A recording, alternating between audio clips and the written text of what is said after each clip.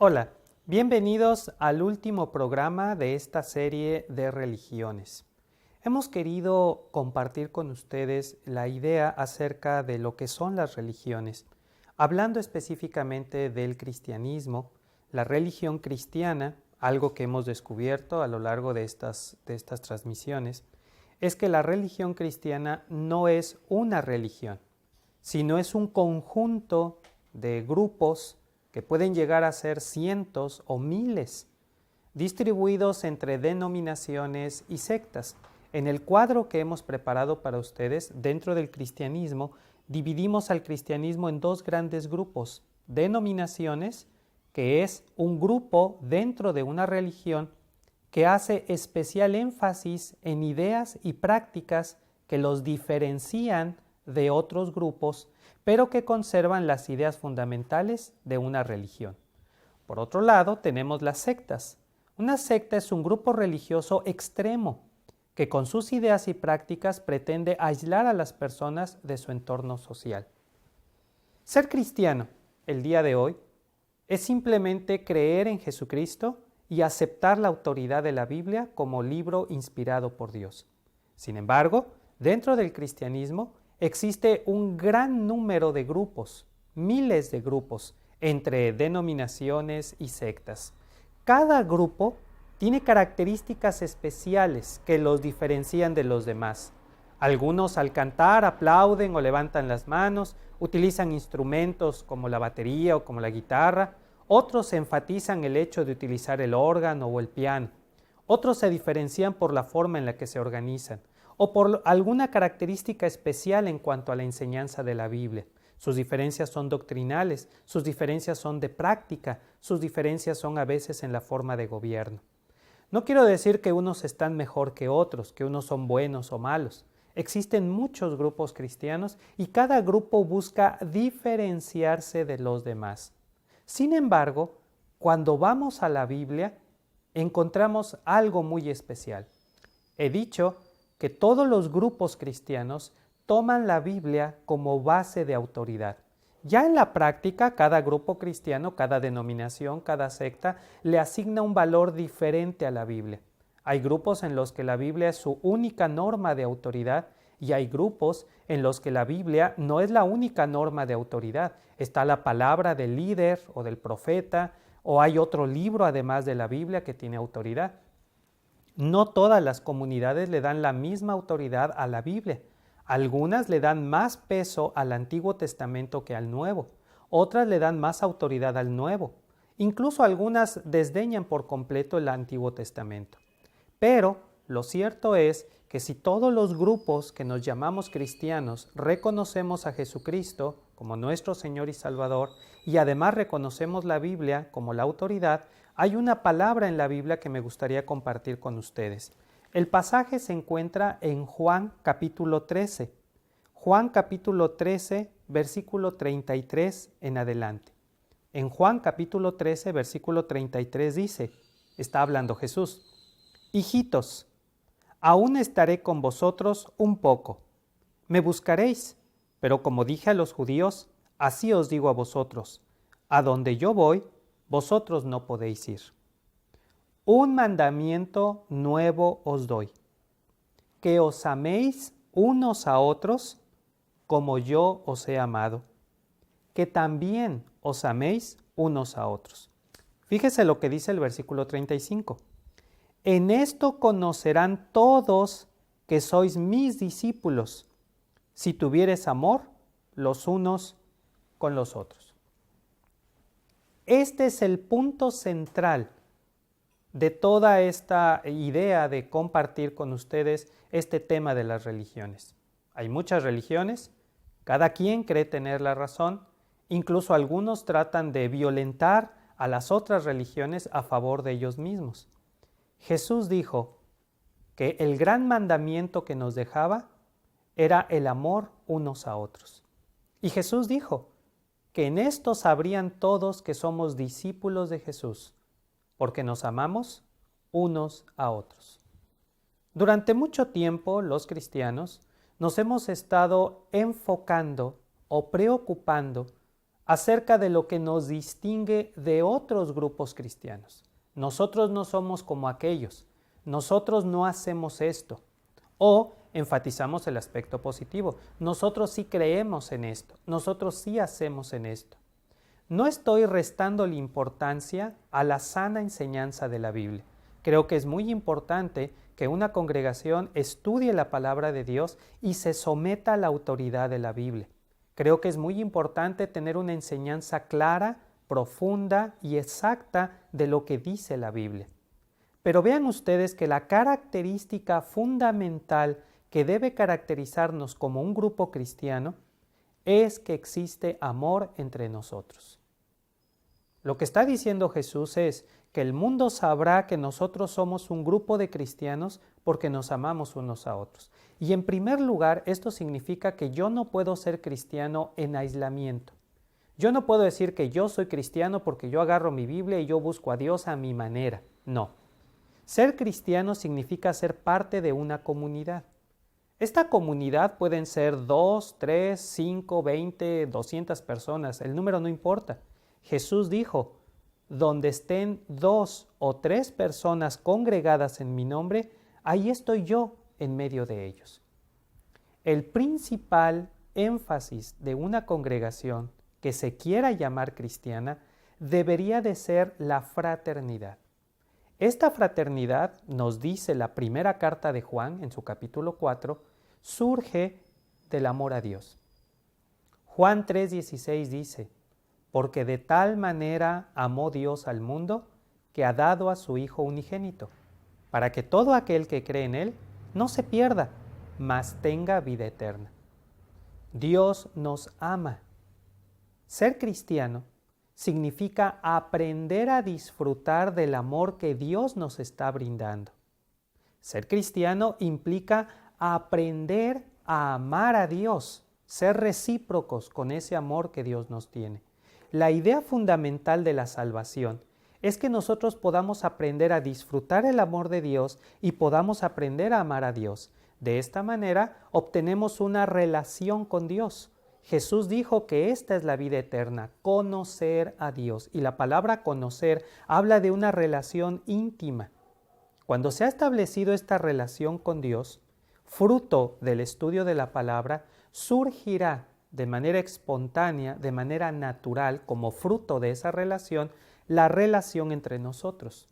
Si nosotros nos reunimos, usted y yo nos reunimos para estudiar la palabra de Dios, y lo hacemos con sinceridad y buscando un entendimiento claro de las Escrituras, usted va a aprender a amar a Dios, yo voy a aprender a amar a Dios y va a surgir entre nosotros una verdadera fraternidad. Lo que nos va a unir es la palabra de Dios y va a surgir en nosotros el deseo, el anhelo de compartir este amor, este conocimiento con las personas que nos rodean. Así surgirá el amor al prójimo y empezaremos a atraer a otras personas a esa comunidad cuya característica principal debe de ser el amor. No es correcto que nos estemos dividiendo los diferentes grupos solo porque unos aplauden y otros no, porque unos oran de pie y otros sentados. Deberíamos de buscar la unidad en amor. Pablo le dice a los cristianos en Éfeso que debemos de seguir la verdad en amor. No solamente seguir la verdad, pero esta verdad debe ser seguida en amor.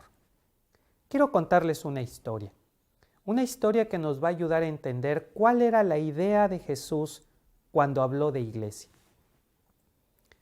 Cerca del año 600 a.C., Nabucodonosor, rey de Babilonia, invadió Jerusalén.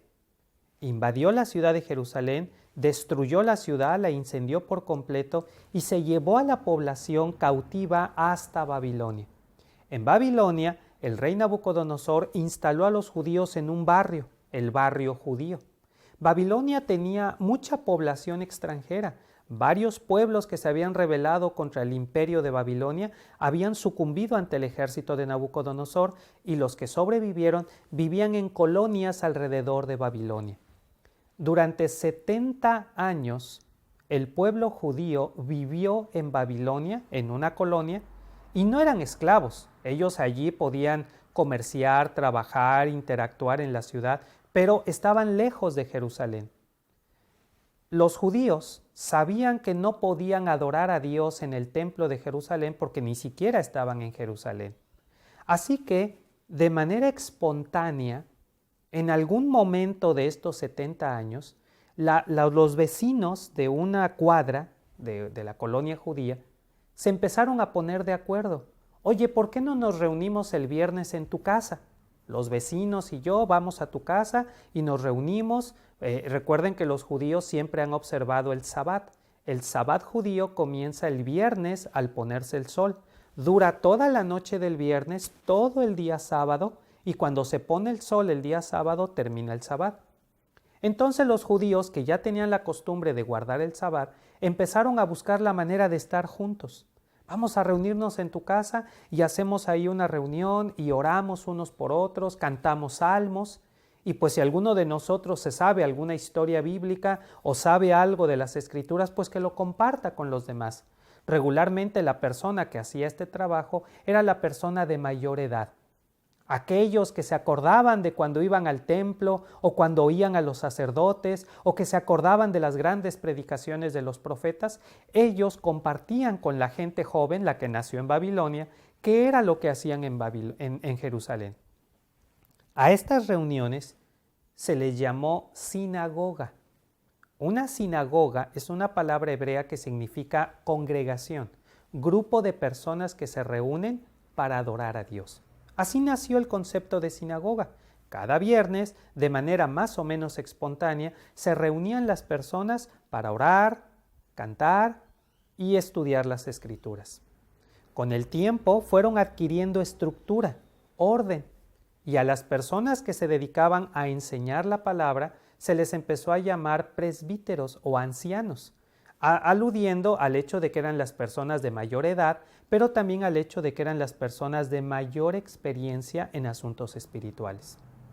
Con el correr de los años, a alguien se le ha de haber ocurrido, oye, ¿por qué no nos ponemos de acuerdo, cooperamos entre todos y construimos un pequeño saloncito que sea exclusivo para nuestras reuniones? Quizás porque ya no cabían en casa, quizás porque la dueña de la casa ya estaba harta de recibir cada viernes a la gente y que le dejaran todos los platos sucios, quizás por muchas razones.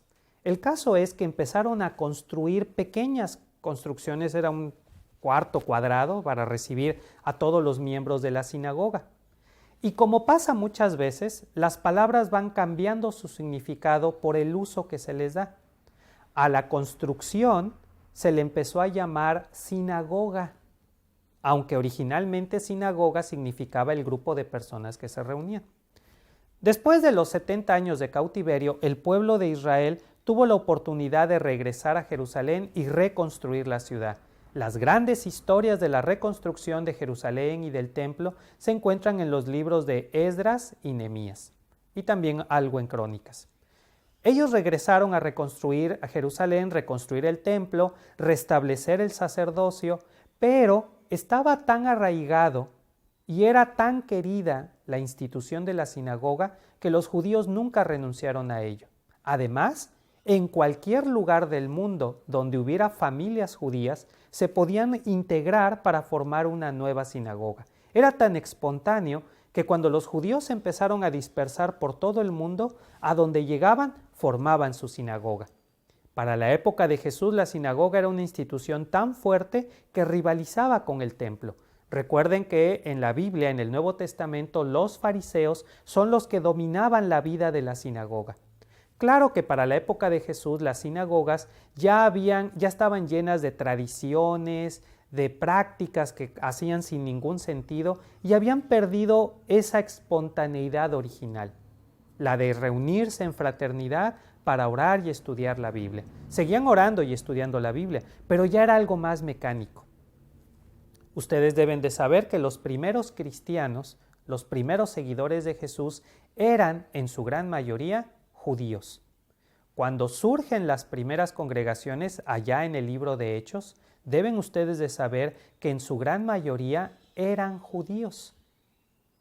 Y los judíos cristianos, cuando empezaron a congregarse como iglesia, tomaron el modelo de la sinagoga. Dice el libro de los Hechos, y también usted puede verlo a lo largo de las cartas del Nuevo Testamento, que se hace mucha referencia a la iglesia que se reúne en la casa. Los primeros cristianos se reunían en casas.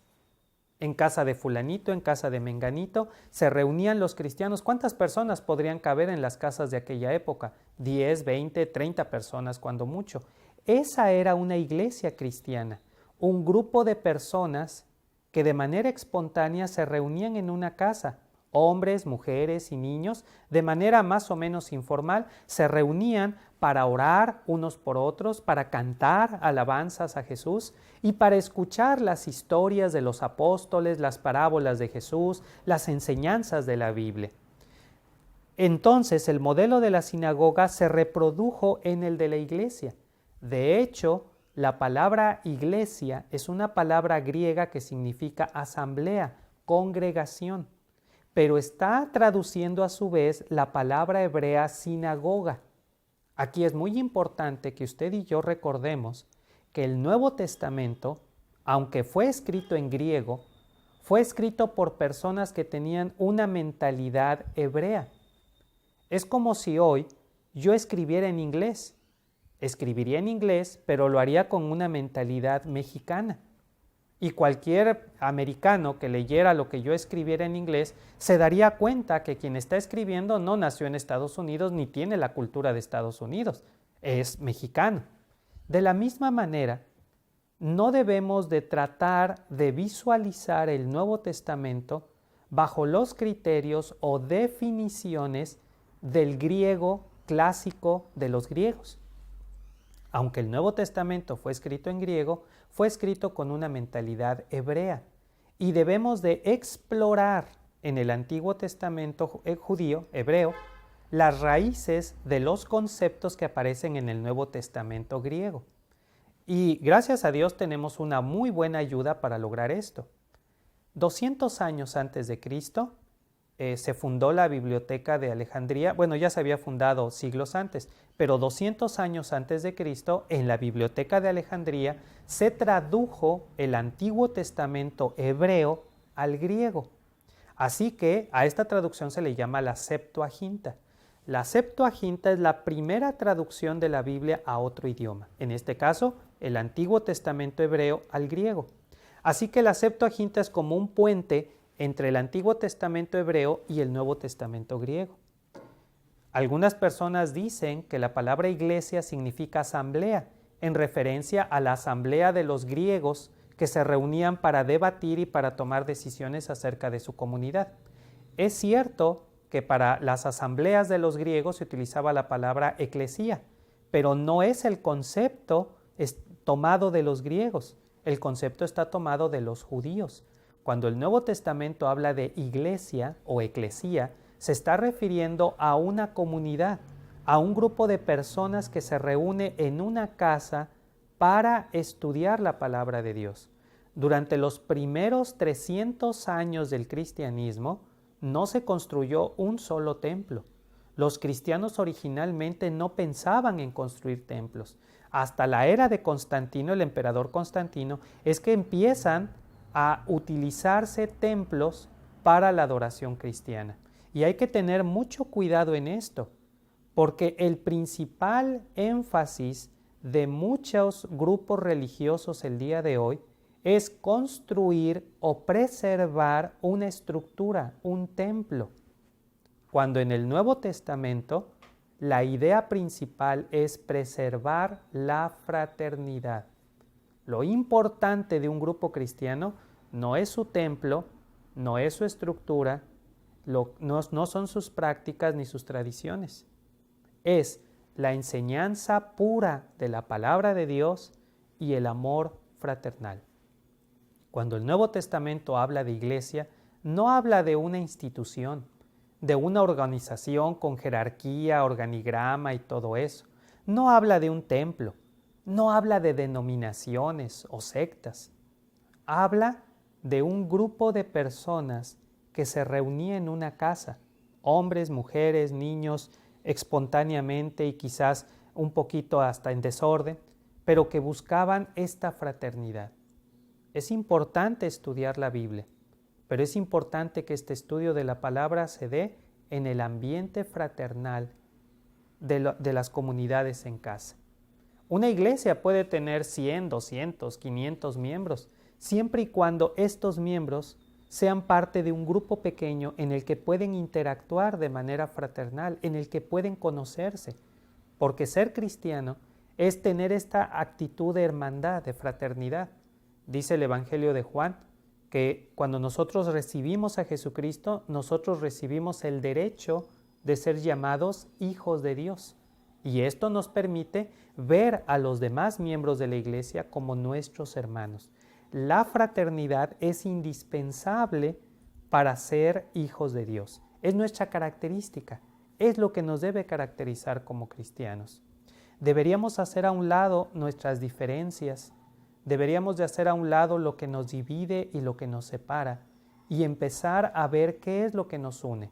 Jesucristo, la Biblia, el amor fraternal. Porque estas divisiones, estos pleitos entre grupos cristianos, aparte de que dan un mal testimonio del verdadero conocimiento de la palabra, impiden que la gente llegue a la palabra de Dios.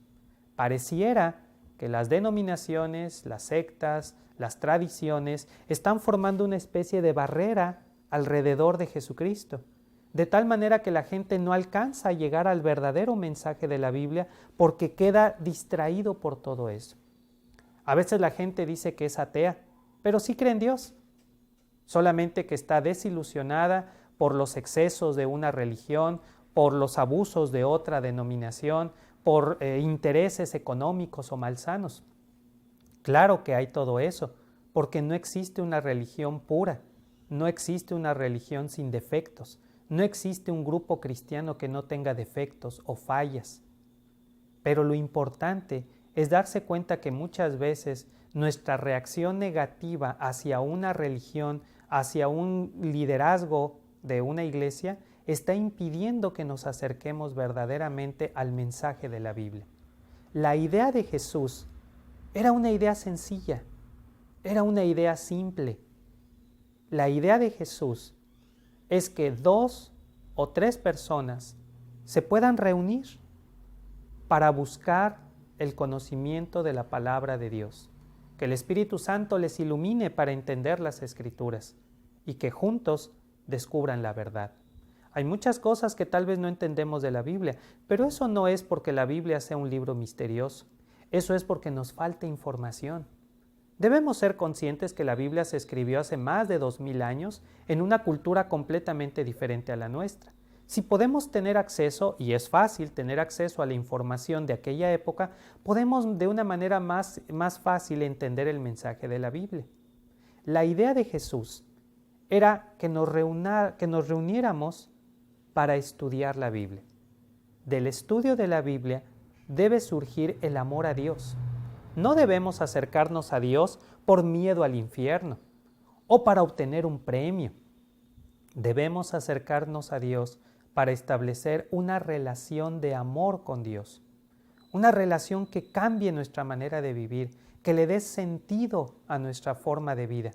Y de esa relación de amor con Dios surgirá la relación fraternal entre nosotros. Para Jesús, lo importante no es qué tan grande es nuestro templo o qué tan bien organizada está nuestra religión. Para Jesús lo importante es que podamos aprender a amarnos. Una verdadera comunidad cristiana es un grupo de personas que está aprendiendo a amar a Dios, aprendiendo a disfrutar del amor de Dios y aprendiendo a amarnos entre nosotros. No hay comunidades perfectas, pero sí hay comunidades que están enfatizando este sentido de unidad fraternal.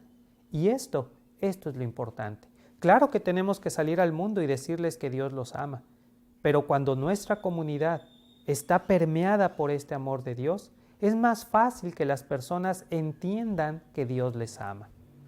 Muchas iglesias están llenas de asuntos de política interna, asuntos de tradiciones y cosas así que nos alejan realmente de la palabra de Dios. Para poder ser miembro de una religión o de una denominación, a veces hay que cumplir tantos requisitos, pero eso no está en la Biblia. Eso no es lo que enseñaba la Biblia.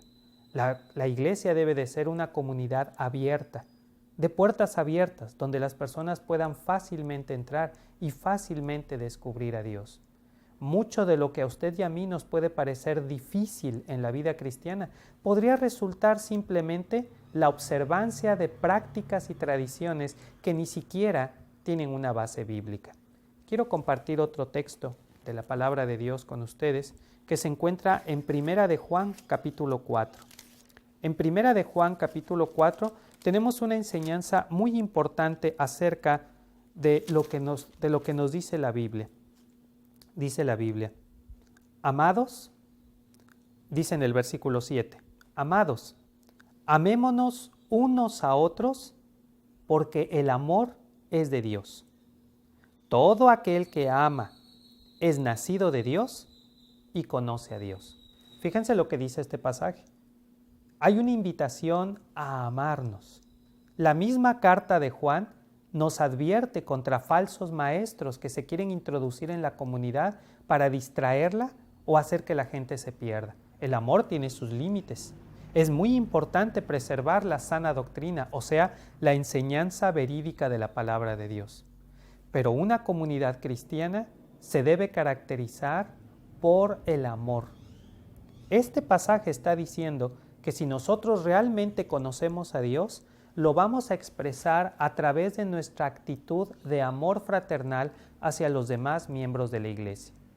Es natural que si tú vas entrando a una comunidad cristiana y jamás has tenido contacto con la Biblia, tú no sabes lo que es el amor fraternal, el amor al prójimo, cosas así.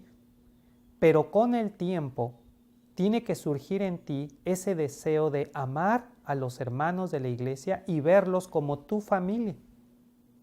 Sin embargo, si hay personas que presumen de que conocen a Dios y que saben de la Biblia y que son muy espirituales y todo eso, pero no son capaces de mostrar amor hacia los miembros de su comunidad, ya no digamos hacia las personas de la colonia o de la ciudad, realmente no conocen a Dios. Quien no ama, no conoce a Dios. Fíjense lo que dice el versículo 8. El que no ama, no ha conocido a Dios, porque Dios es amor. Es muy importante ver que el cristianismo no es una religión de tradiciones, no es una religión de conceptos, es un estilo de vida basado en el amor a Dios, en el amor al prójimo, en el amor a uno mismo. Es una religión que nos cambia, no es una religión en la que estás obligado a cambiar. En muchos grupos nos obligan a cambiar para demostrar que ya somos cristianos. La verdadera religión cristiana es una religión de religarnos, relacionarnos con Dios y dejar que el amor de Dios nos inspire a cambiar, a transformarnos. Deliberadamente no damos una explicación o una opinión acerca de cuál creo yo que es la mejor religión de las que hemos mencionado. El cuadro que presentamos es solamente una ilustración de algunas de las cientos o miles de comunidades cristianas que hay. Lo importante es que en tu comunidad, en la comunidad a la que pertenezco, realmente estemos aprendiendo a conocer a Dios y aprendiendo a amarnos entre nosotros. Que Dios te bendiga y hasta la próxima.